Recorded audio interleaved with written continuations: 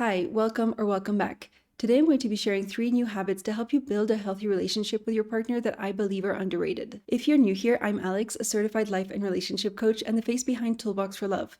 I've been with my now husband Dennis for over 15 years, and this is a place where I share what I've learned and what I continue to learn about how to build a relationship that you enjoy being in. This is part 3 of a series. Just like parts 1 and 2, I'll share what these habits are, how you can implement them in your life, personal examples of how I've adopted them, and then share practical ways so that you can adopt them too. These habits won't be quick fixes, so they won't be things that you can start doing today and then feel like they aren't serving you long term. These are designed to be sustainable. Some will be easier to implement than others, but every single one of them is here to help you and your partner function better as a couple in the long run. As always, I'll leave timestamps below so that you can easily refer back to these different habits anytime. Alright, let's get into the first habit. If you watch this whole series and just remember one underrated habit, I'd say this is the one that you want to remember. Without it, you can't build a healthy relationship. And that's awareness, specifically self-awareness. Awareness is this big word that gets used a lot, so let me explain what I mean. Self-awareness is our ability to notice how we're showing up in our life and in our relationship, almost like zooming out and being able to observe ourselves. Without it, we're living life on autopilot.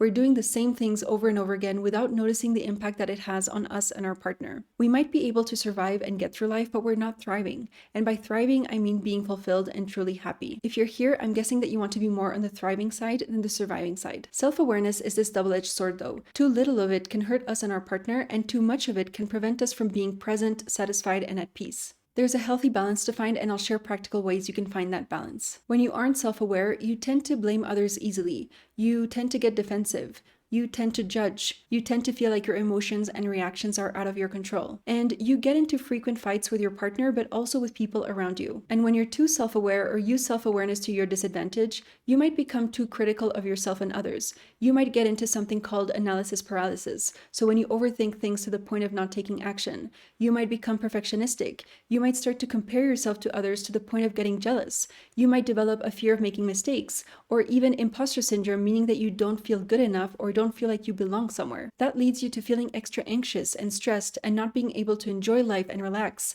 being overly critical, not feeling worthy, and sometimes even burning out. Healthy self-awareness means that you're able to take accountability for your actions. You can make mistakes and learn from them without being too harsh on yourself or blaming others. You focus on what you can control versus what you can't control. You're able to take a step back before reacting to a situation so that you can choose your response rather than feel controlled by it. You embrace your imperfections and you're able to be present. Before we go into how to become self-aware in a healthy way, imagine that healthy self-awareness is like driving a car with well-adjusted mirrors. You have the mirror to see what's behind you. That's your ability to reflect on past actions and learn from them so that you can drive safely and make better decisions moving forward. And then you have the side mirrors to see what's beside you. That's your awareness of how you interact with others and your impact on your surroundings. Just focusing on your lane and how you're driving is dangerous because you're not taking the surroundings into account. And just focusing on how others are driving is dangerous too because you're not focused on how you are driving. You need to balance both. And even if you adjust the mirrors, you will have blind spots. You can't see everything all the time. So if you have a passenger, you need to be open to their perspective and their feedback because they might be seeing things that you're not seeing. Then you can still adjust the mirrors before driving, but you might still find it helpful to adjust them along the way. Just because they were well adjusted in the beginning doesn't mean that they serve you now. You need to be open to making adjustments to make sure that you're still driving safely and arriving to your destination. And while the mirrors give you essential information, your primary focus should still be on the road ahead. You can't always be looking at the mirrors. Once you've analyzed the situation, you at some point need to be driving too. Healthy self-awareness is a mix between analysis and action. That means staying present and focused on your goals and actions, using self-awareness to guide you rather than hinder you. To help you develop a healthy sense of self-awareness, I encourage you to observe your thoughts, your feelings, and actions for a week and ask yourself these questions. What emotions do I often experience? How do those emotions influence my behavior and interactions with my partner? What do I typically do in stressful situations and conflict? What triggers my strongest reactions? How do I take care of myself and fill my cup? What do I do that makes me feel happy and proud of the way that I'm showing up? What haven't I been proud of or happy about recently? What's the impact of my actions, mood, and behavior on my partner? What do I imagine it's like for my partner to be with someone like me? What do I blame my partner for, and how have I potentially contributed to the situation? How open am I to their feedback? And what's one thing I could do this week to help us feel closer? If you're not sure of some of these answers, a great way to cultivate awareness is to ask your partner what they would respond. Relationships act as mirrors. We don't have to be healed, perfect, healthy versions of ourselves to be in a relationship relationship. A lot of the work to become a healthy partner and to build a healthy relationship happens when we're interacting with our partner. The way we show up and respond to situations says more about us than our partner. We could be with someone else, but chances are that we're going to repeat the same patterns in a similar situation. Patterns being the emotions, the behaviors, the actions that we repeat, because that's what we're bringing to the relationship. If we're not aware of how we're showing up, we won't see the areas that we can improve in, we'll have a hard time acknowledging our strengths, and we won't see our limitations. It's a muscle to build. For example, I've become more and more aware of my conditioning to be productive at all times, to the point where I get anxious if I'm not productive or efficient during the day. While that impacted me personally, it also impacted my relationship with Dennis. As soon as I would see him relax, I would go, "You should be doing this, helping me with that," instead of relaxing. I would be critical of his time to disconnect because I would see it as unproductive, and in my mind, our day had to be optimized and our time had to be well spent. When I became aware of that, I was able to see that me criticizing him for resting was not only pushing him away, but was also showing me my unhealthy relationship with rest. It was like a mirror. I saw rest as unproductive and felt guilty when I tried to take a break. Now I've learned to admire Dennis's ability to disconnect and have little by little also found ways for me to rest. So instead of burning myself out, I now have couch potato moments where I just do nothing,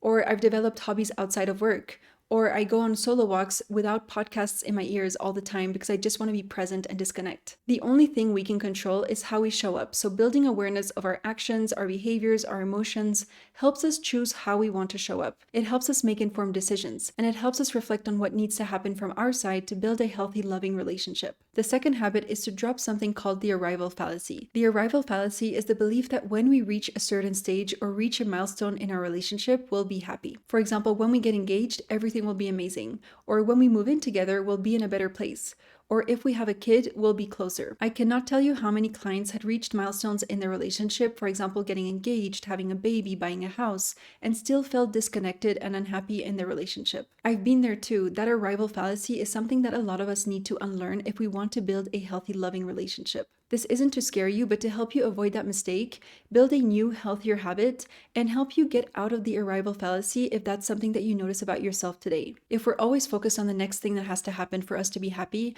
or depend on external events to improve our life, we'll never truly be satisfied. We need to look at how our relationship is today and focus on creating a day-to-day that makes us want to stay. How your relationship is today will tell you a lot about how it will be once you reach a milestone. That's because we're creatures of habit. We repeat patterns and we don't change overnight. Things won't automatically change for the better once you hit a goal or reach a milestone with your partner. We'll have temporary happiness until the cycle starts again and we're looking for the next thing to happen. The people I know who are the unhappiest or the most anxious are the ones who aren't able to be present, who focus more on the next thing that has to happen for them to be happy, who compare to others and have FOMO, so the fear of missing out, and who think more of what's lacking than what they already have. Being in this arrival fallacy mindset leads to us feeling like our relationship isn't good enough. It's good for a bit, but not in the long run, so we grow tired of it, we feel dissatisfied, and we accumulate frustration. And if we have that arrival fallacy mindset but aren't aware of it, it leads to our partner feeling like they are not good enough for us, or they can't make us happy. And that means that they will grow tired of the relationship, they will feel dissatisfied, and they will accumulate frustration. If you relate to the arrival fallacy, ask yourself these questions. What am I hoping to get from reaching a certain stage or milestone in my relationship? How is our relationship today? If I'm honest with myself, how happy am I in my relationship? If I knew that a milestone wouldn't change how the relationship is going today, what would I do differently? And what rituals, habits, and routines can we start to implement so that we feel closer, we feel appreciated, we feel understood, we feel supported on a day-to-day basis so that we don't just depend on external circumstances to make us happy? We drop the arrival fallacy when we're able to be more present, when we focus more on what we have versus what we're lacking, and when we're honest with ourselves about how things are going now and what we can do about them instead of expecting something external to make things better. The third habit is letting our partner experience the best of us. There's a common saying that your partner should be able to handle you at your worst, and I agree with it in many ways, but I also want to challenge that and give you a different perspective. If you want to build a healthy relationship with someone and increase trust, you need to know how to navigate challenges effectively and be authentic with each other. So yes, that means that sometimes you will be at your worst, but I don't think we talk enough about how our partner should also get the best of us. I personally value being authentic in my relationship, and I would say that Dennis is the only person who has truly seen me at my lowest points, but I've also fallen into the trap of mainly showing that side of me. Our partner can hold space for us in our darkest moments and have unconditional love, but they shouldn't become our punching bag or the only person who gets the worst of us. If they do, the relationship will suffer in one way or another. Sometimes we show more of our worst because we feel safe enough with our partner. Sometimes it's because we don't feel satisfied in the relationship. And sometimes it can be because we've taken them for granted and expect them to be there no matter what. Whatever the reason, I encourage you to think about how often your partner also sees the best side of you. Because if our partner becomes our punching bag or gets the leftovers, meaning what's left of us at the end of the day when we feel exhausted, stressed, anxious, they will start to resent us for it, and that will push them away. If you're here, I imagine that's not what you want. You want a relationship that feels good, where you feel valued, where you feel appreciated for who you are, and where you feel supported and loved. So let's look at how you can implement this habit of showing up at your best. And first, let's define what showing up at your best even means. One way to know how you're at your best is to think about how you were before you had responsibilities, before you went through the motions of life, and before you had negative experiences that impacted you. Showing up at your best does not mean that you're putting a mask on. On the contrary, it's how you are at your core. Me at my best, for example, is me around 5 years old. I don't have many memories at that age, but I do remember feeling joyful and light. Today, me being joyful and light can look like me being silly around Dennis, being loving, being present in the moment, and feeling confident and not comparing myself to anyone else. So what does that look like for you? When I was still at my corporate job, so before I became a relationship coach, I remember hosting marketing events. And during those events, I would be networking and engaging with clients, potential clients, colleagues the whole day, and sometimes that would extend into the night. I was able to be joyful, light, and present in those moments, not only because the job required that, but I also enjoyed being around people. Then after work and these events, I would sometimes spend time with Dennis, and since I was exhausted, I could get really impatient and picky at him. I still remember him voicing his confusion and frustration, like, how can you be so different with me than with others? Yes, I was tired. Yes, he's a safe space. Yes, I should be able to be myself around him and decompress with him, but it wasn't fair to only be low energy around him or snap at him because of my long work days. What I could have done, especially when my days were long and I was tired, was to first communicate that with Dennis. I could communicate that my day was long and that I was exhausted so that he was aware of it instead of me automatically dumping my worst onto him. I could also have ways to let out the steam and recharge that did not involve him so that he didn't become my only source of comfort. And then I could have dedicated some venting time or downtime with him if that's what I needed, and then suggest that we plan something for a different time so that we could still reconnect. We want to be with someone who can handle us at our worst, because if they can, that creates trust, that creates safety. But we also need to be able to cultivate that side of us that's our best. The ability to be present, to be playful, to experience each other's qualities is a big part of a healthy relationship. These are questions you can ask yourself to develop the ability to show up authentically